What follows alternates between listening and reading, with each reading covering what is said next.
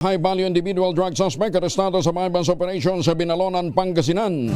Detalye ng balita mula kay Freddy Pajardo, Aris 38. Masantos niya kabasan ni Chekemin sa ating mga kababayan dyan sa Pangasinan, Freddy.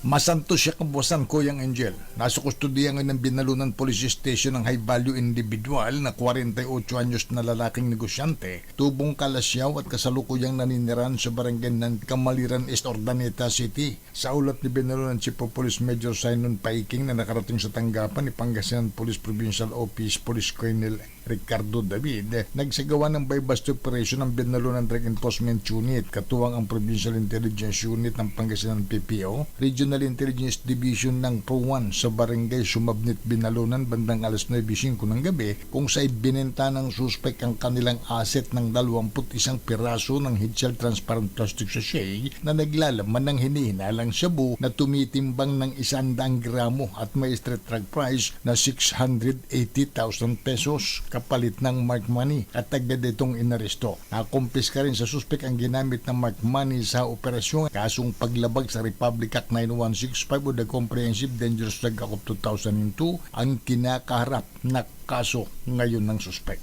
Ito si Freddy Pajardo, Aris 38, taguulat para sa DCRH, una sa Pilipinas. Maraming salamat, Freddy.